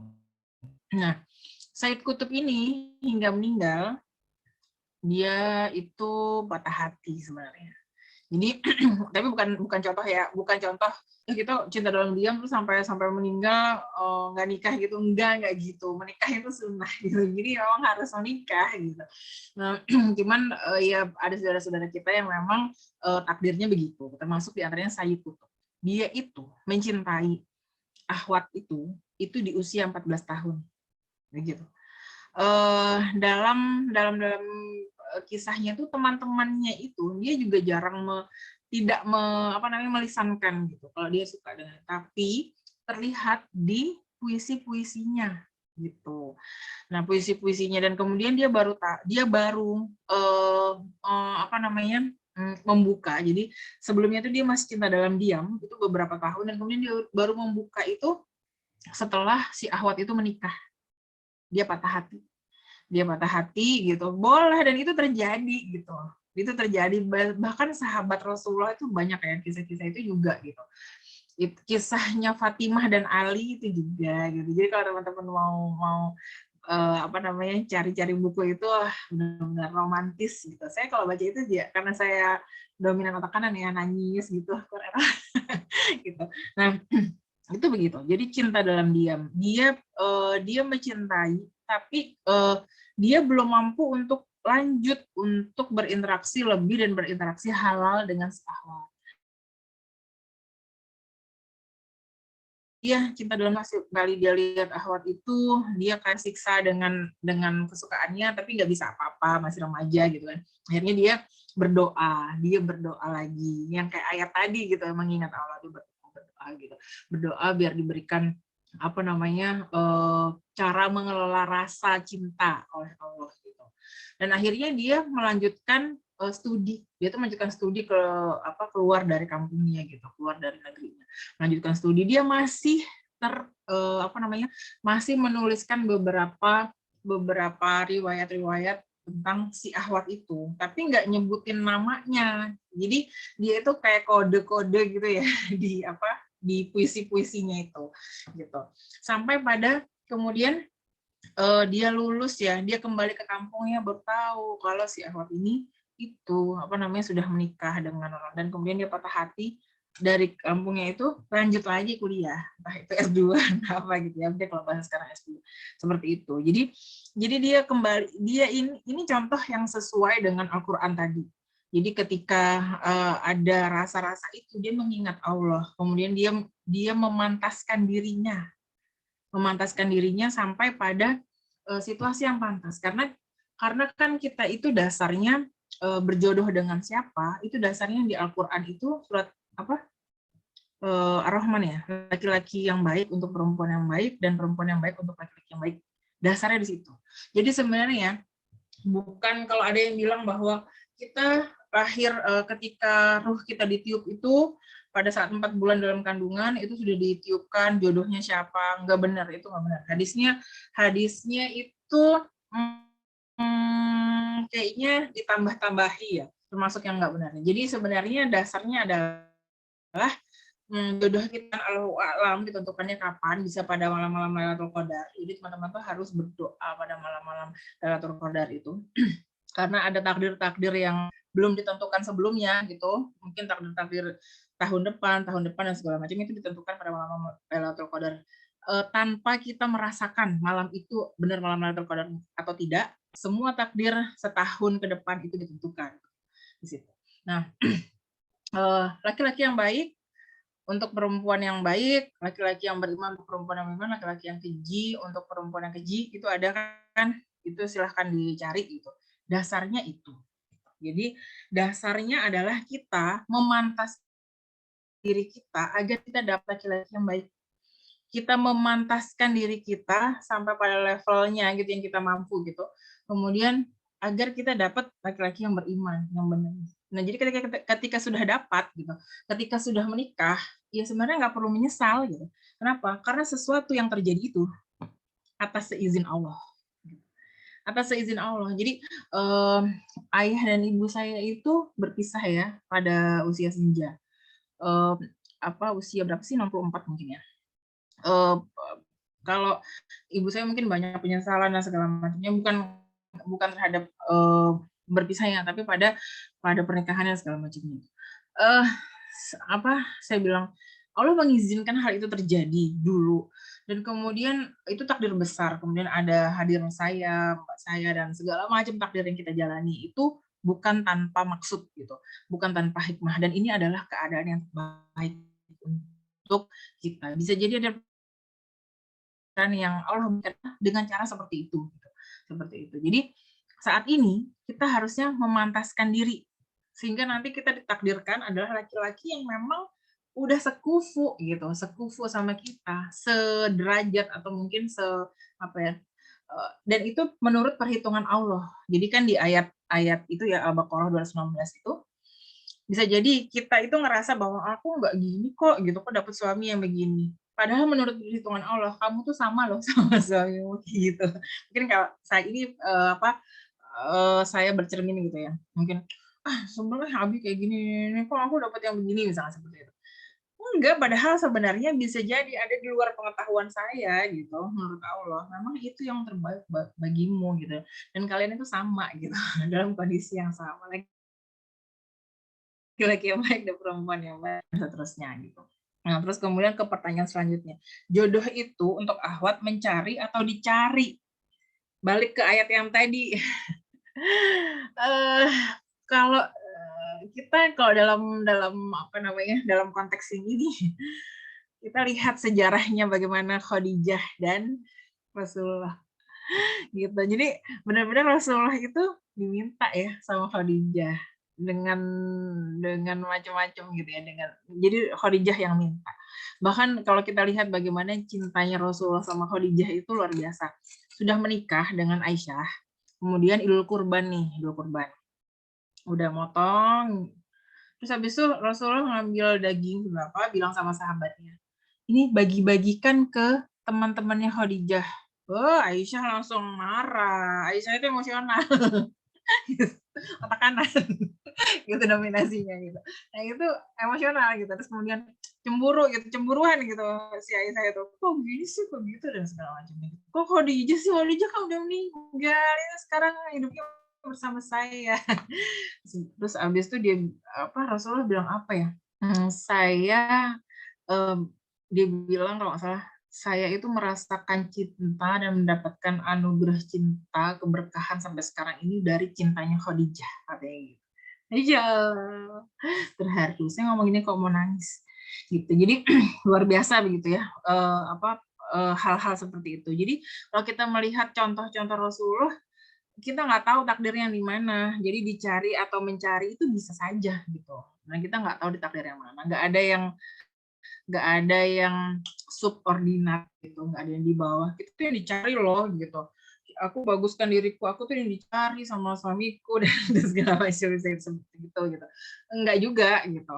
Kemudian kadang-kadang kan gini ya, kesalahan frame berpikir itu apa sih sebutannya, kesalahan berpikir. Nah itu siapa yang mencari, dia yang lebih tinggi derajatnya gitu. Siapa yang minta gitu. Ini nggak ada derajatnya siapa, derajatnya manusia apa, derajat di mata Allah gitu. Nah kadang-kadang seperti itu gitu. Jadi dia kok yang mencari saya gitu, saya kan dicari. Itu kadang-kadang seperti itu ya. Udah menikah, sebelum menikah itu ada hal-hal seperti itu. Dan ini tuh frame-nya kita, bukan frame Allah. Seharusnya kita kembalikan kepada Al-Quran dan Sunnah. Insya Allah seperti itu. diskusinya menarik dari pertanyaan Mbak Dania. Mungkin Mbak Dania ada yang mau ditanyakan lagi apa udah clear gitu?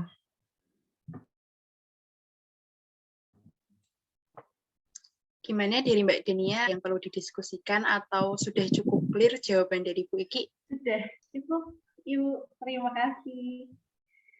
Barakallah. Ini ada pertanyaan di kolom chat ya, saya baru lihat. Saya izin membacakan pertanyaan dari kolom chat, Bu. Monggo, Cindy. Ini yang pertama ada dari Devina Aprilia Nuraini. Assalamualaikum, saya Devina Aprilia Nuraini. Tanya Bu, apa hukumnya berpacaran dalam Islam? Lalu bagaimana bagi seorang yang melakukan pacaran dengan dalih bahwa cinta dalam diam itu sama saja menyiksa diri untuk mencintai? Bagaimana nggih Bu? Terima kasih.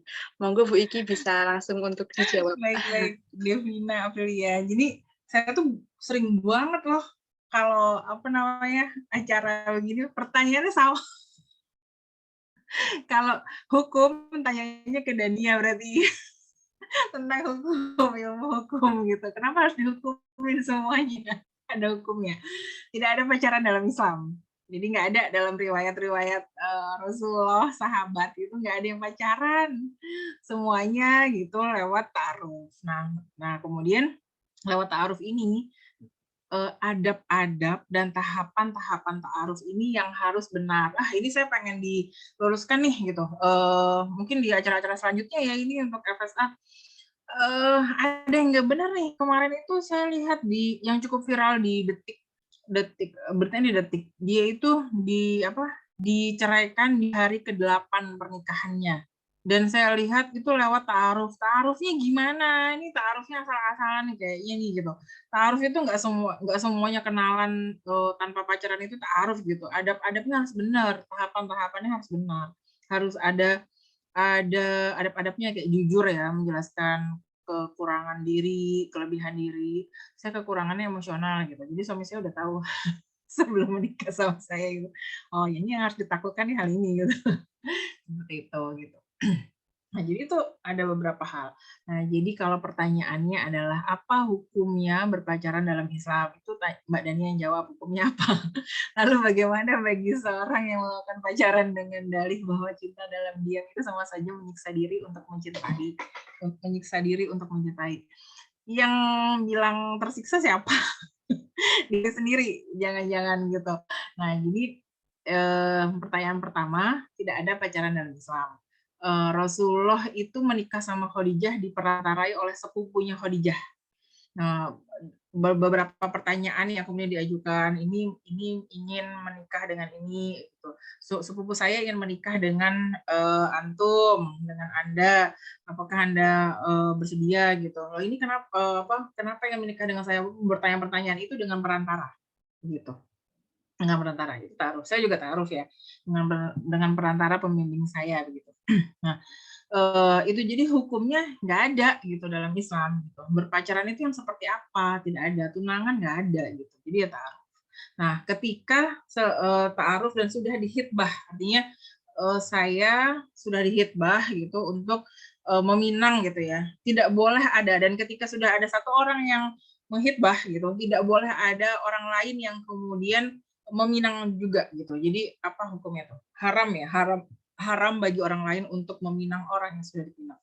Begitu. Jadi, nah dalam meminang itu bisa jadi masih ada proses-proses sampai sampai akad itu ya belum tertunaikan, itu masih bisa segala sesuatu itu terjadi gitu. Jadi itu enggak kemudian meminangnya bulan ini, nikahnya tahun depan gitu. Jadi dari pinang ke nikahnya itu ada waktu untuk pacaran dulu misalkan seperti itu.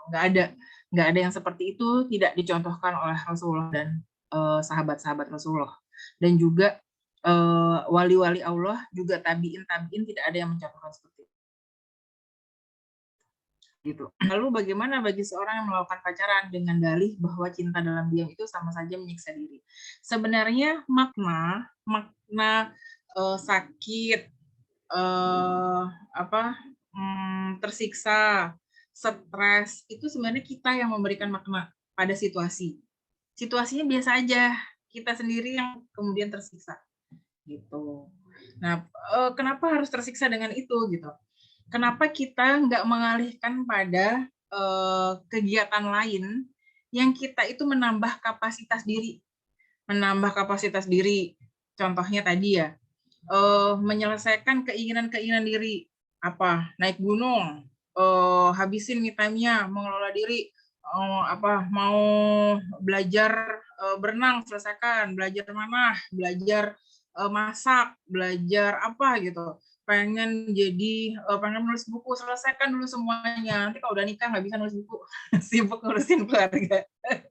Gitu, jadi sama suami gitu, ini kita bikin buku ini cuma judulnya doang gitu, nggak terrealisasi sampai sekarang. Habis nikah tuh saya ditunjuk jadi Pak RW Bu RW, ya Allah, ketiban campur gitu.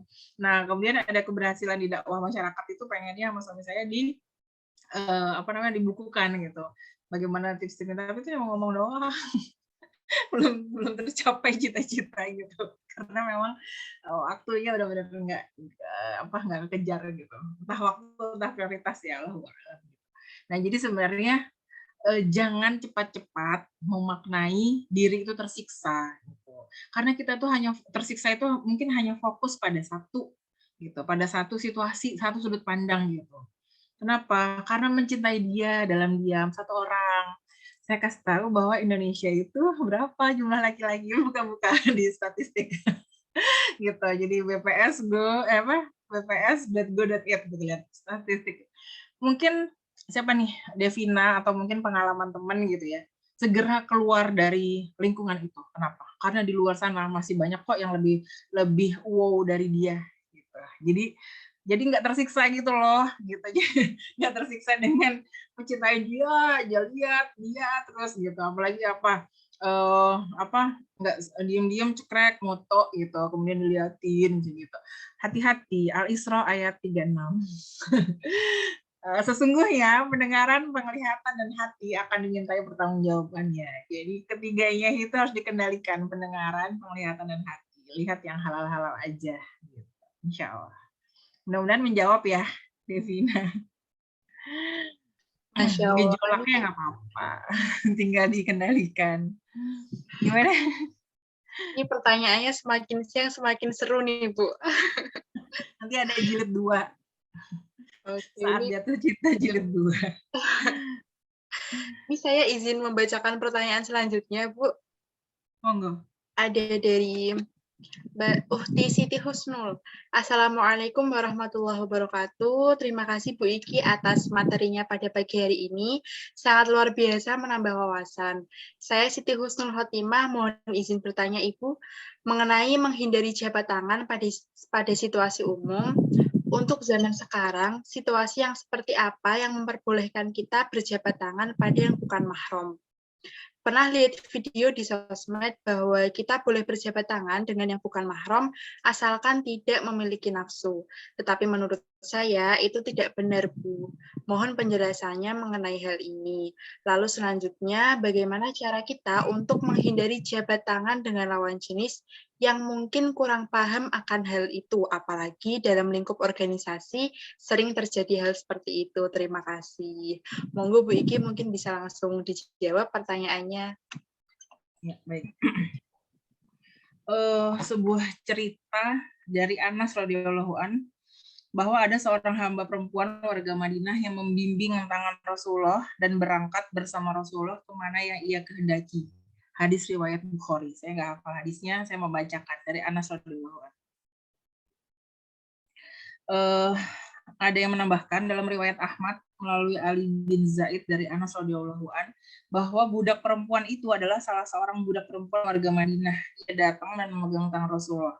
Beliau SAW tidak melepaskan tangan budak perempuan itu sehingga budak perempuan itu pergi bersama Rasulullah kemana yang ia kehendaki. Nah, ini tidak selalu begitu, ya. Jadi tidak dalam kondisi setiap hari seperti itu. Itu ada situasi-situasi khusus dan sulit dihindari. Nah, sehingga hal itu Rasulullah pernah terjadi seperti itu, pernah ada kejadian seperti itu.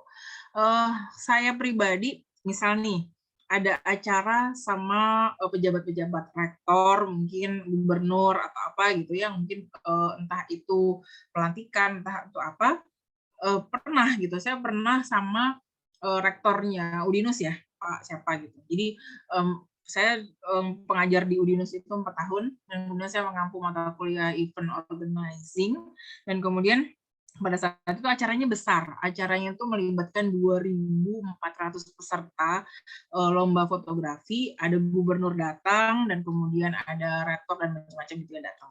Gitu. Dan saya sebagai pengampu hadir dong gitu, hadir untuk macam-macam gitu ya. Udah akhirnya mau tidak, saya udah berusaha menelangkupkan tangan gitu. Gitu. Terima kasih Pak telah hadir di event ini gitu. Tapi kemudian dia mengulurkan tangan. Nah, ini lihat mudorot dan maslahatnya gitu ke depan.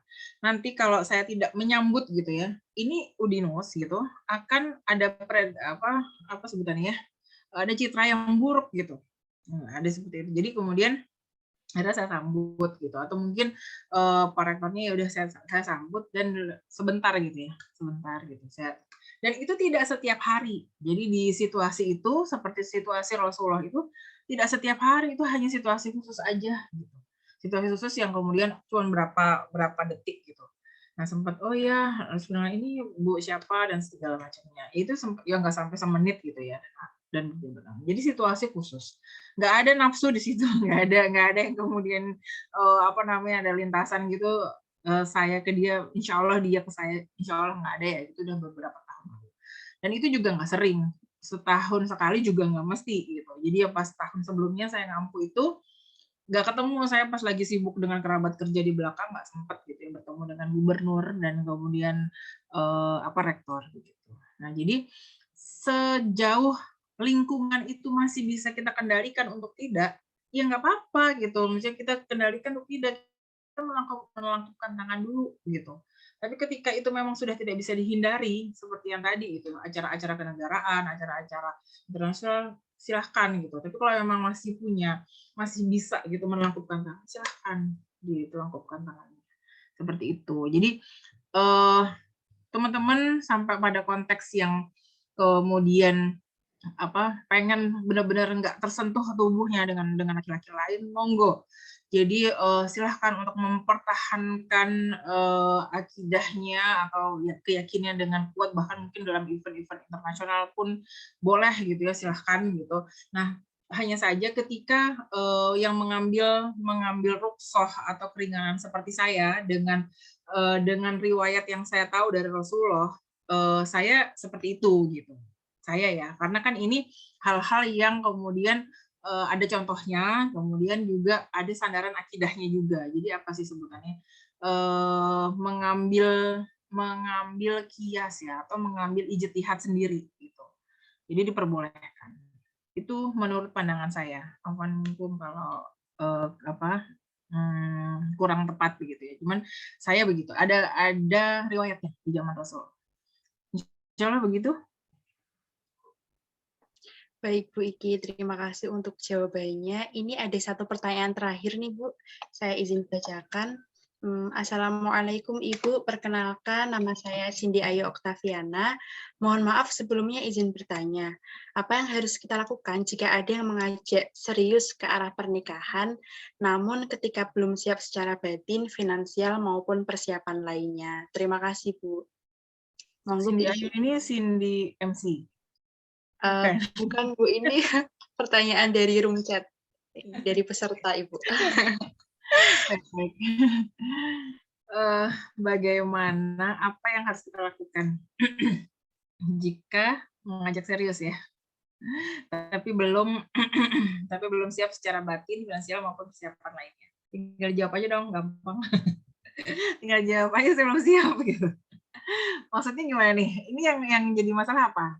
Kalau saya meraba, yang jadi masalah adalah udah suka sama dia tapi belum siap gitu kan. Sebenarnya kalau nggak suka kan gampang, tinggal jawab enggak gitu ya gitu. Ini karena saya ngalamin. Jadi sebelum sampai akhirnya saya siap, itu ada 2 orang yang kemudian ngajak gitu langsung saya mau ketemu orang tua, ngapain? Saya bilang ketemu orang tua ngapain? Nggak mau. Saya belum siap gitu, saya belum siap secara batin dan lain-lain, saya masih pengen ini pengen itu gitu ya, masih pengen butuh belajar ini. Nah jadi kalau hasil rabaan saya kalau belum siap gampang jawabannya. Mohon maaf saya belum siap, mungkin lain waktu. Kalau kita berjodoh lain waktu, insya Allah pasti akan ketemu. Kalau tidak gitu, ya berarti kita sudah punya jodohnya, sudah ditakdirkan jodohnya masing-masing. Gampang. Tapi ini menjadi sulit ketika ada rasa di dalamnya. Ya enggak?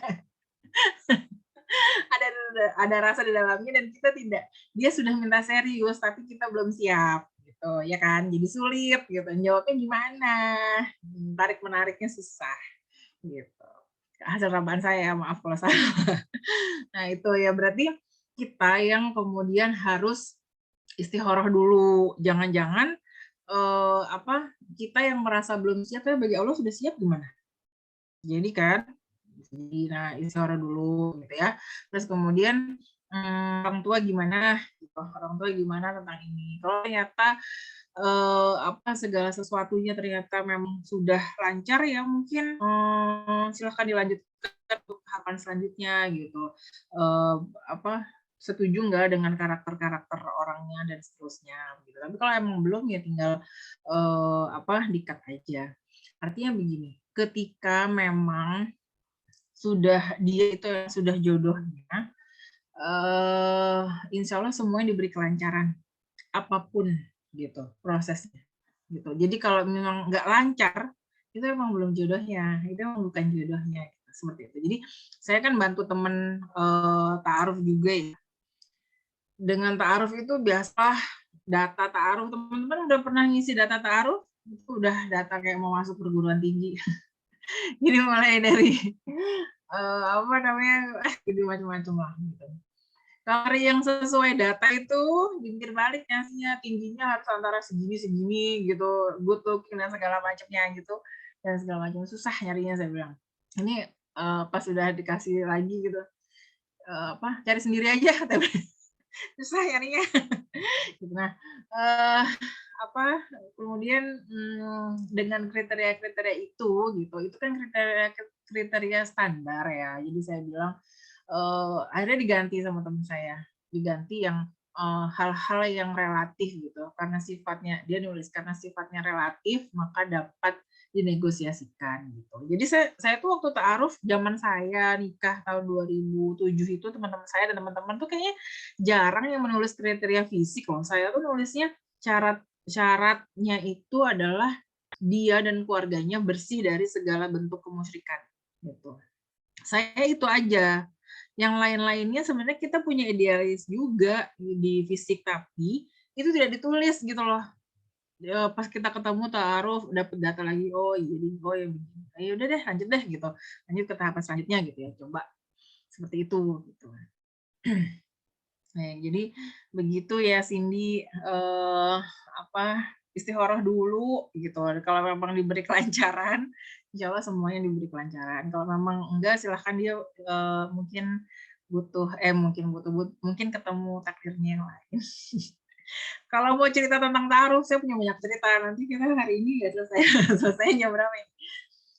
Sampai kemarin yang pernah ngaji sama saya kemudian pindah itu akhirnya menikah, datang ngasih undangan gitu, datang ngasih undangan gitu.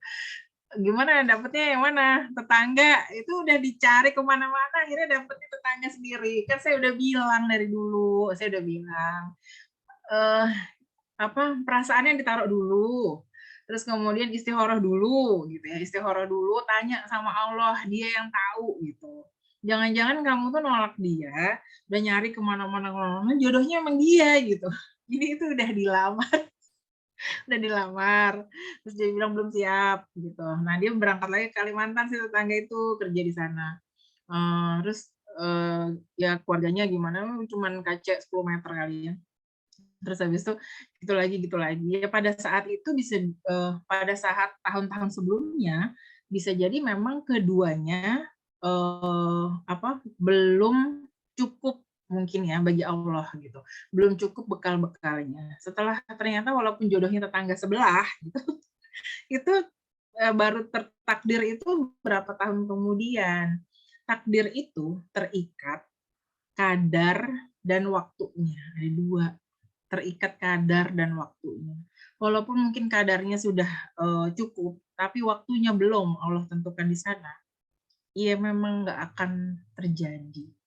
Gitu. Begitu, ada lagi pertanyaannya?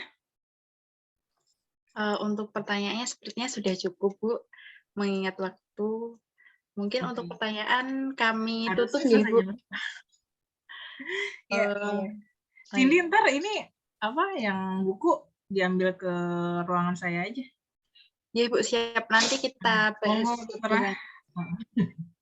Ya, saya mau cerita sebagai penutup. Ini harusnya ditutup jam berapa?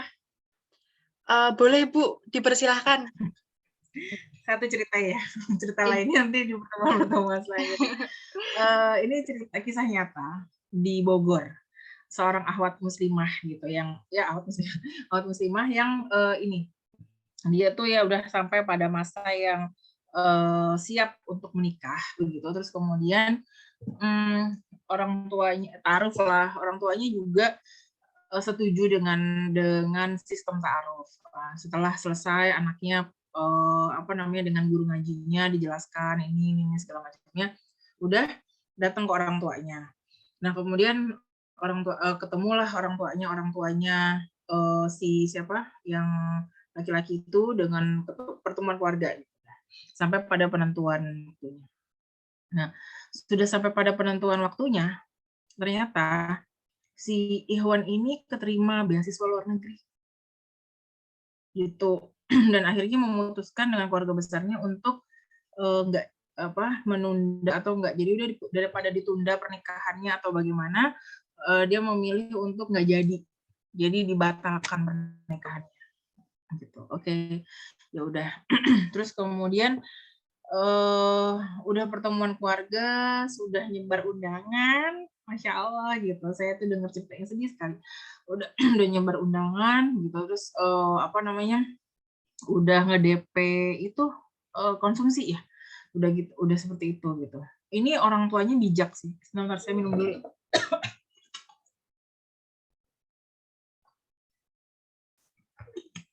Ini orang tuanya bijak. Ya kalau memang itu yang terbaik gitu, nggak mau nggak disudahi nggak apa-apa gitu. Oh nanti gimana Pak ininya konsumsi yang udah dibayar nggak apa-apa, nanti dikasih ke panti asuhan aja. Udah. Itu udah akhirnya gimana ya untuk kerabat yang udah tersebar undangannya dibilangin kalau ini batal gitu ya, batal nikah. Akhirnya ta'aruf lagi. Yang kedua kali itu kayak gitu lagi sampai pada Hamin berapa gitu ya, kejadian lagi gitu seperti itu. Yang kedua tuh saya kurang jelas sebabnya apa gitu dibatalkan. Ini bahkan udah sewa gedung dan segala macamnya. Udah akhirnya yang ketiga ya orang tua yang wanti-wanti dong, yang ketiga ya nggak apa-apa clear semuanya segala sesuatunya sampai pada hari H. Oh ini akhirnya anak saya tuh dapat yang benar gitu, yang menghargai dan memang udah takdirnya gitu ya segala macam. Udah takdirnya dapat yang ini yang terbaik gitu. Akhirnya pagi itu ditetapkan jam 8 ya akan akad nikah. Begitu dia minta untuk sholat dulu, gitu sholat duha dulu sebelum akad nikah itu dilangsungkan. Menjelang jam 8 itu dia sholat duha gitu yang si akhwat ini, dan kemudian dalam sujudnya itu dia meninggal. Jadi memang si akhwat ini, jadi saya tuh berapa kali tuh menceritakan sedih, pengen nangis. Akhwat ini memang pantasnya mungkin nggak ada di dunia gitu. Yang sejajar sama dia tuh nggak ada, karena dia selalu setiap ada cobaan tadi dia selalu memantaskan diri, mendekatkan diri kepada Allah. Ini yang menceritakan adalah murabinya gitu. Murabinya waktu itu pindah ke Semarang seperti itu. Ini akhwat ini selalu, pokoknya ada kejadian apa dia selalu mendekatkan diri kepada Allah, selalu mengingat Allah gitu. Kan diminta Al-Qur'an kan selalu begitu ya. Ya tafakkaru gitu, mengingat Allah, bahwa berzikir juga gitu, berpikir gitu, dia selalu begitu. Dan ternyata memang jodohnya nggak ada di dunia, jodohnya itu di akhirat gitu. Dia selalu memantaskan diri. Nah, ini cerita yang menurut saya membekas gitu. Ini terjadi di dunia nyata di Indonesia. Udah nggak usah jauh-jauh ke zamannya Rasulullah atau ke dunia lain, ke negara lain, ini di Indonesia gitu. Dan dan saat ini adalah ketika kita belum sampai pada masanya gitu, banyak-banyaklah mengingat Allah dan kemudian memantaskan diri agar kita juga mendapatkan yang pantas gitu ya, yang terbaik, diri kita terbaik dan kemudian mendapatkan yang terbaik untuk kita. Insya Allah seperti itu. Afwan minkum, Allahu a'lam bishawab. Assalamualaikum warahmatullahi wabarakatuh. Waalaikumsalam warahmatullahi wabarakatuh. Masya Allah, ceritanya membekas Ibu. Ini saya yang dengar juga ikut ikut merasakan. Baik Bu Iki, kami ucapkan jazakumullah khair sudah menyempatkan waktunya untuk memberikan kami materi pada hari ini. Semoga materi yang diberikan Ibu dapat bermanfaat bagi kita semua. Kami diberi kemudian untuk mengamalkannya. Amin. Teman-teman, ini saya mengingatkan untuk peserta, jangan lupa bisa langsung mengisi presensi ovarium di link yang sudah disampaikan di room chat. Teman-teman bisa langsung absen seperti itu. Kemudian untuk acara selanjutnya ini ada dokumentasi. Kami mohon untuk teman-teman bisa on cam karena ini akan ada dokumentasi dari panitia.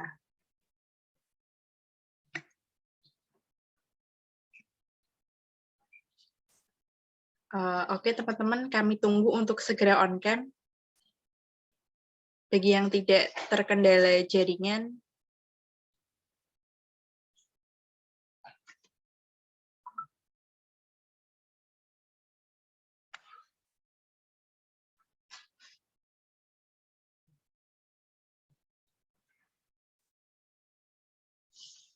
Baik, kami beri aba-aba teman-teman. Ini untuk panitia sudah siap untuk pendokumentasian? Oke, baik. Saya beri aba-aba teman-teman. Ini untuk slide pertama dulu. 1, 2, 3. Oke, baik. Untuk slide kedua. 1, 2, 3.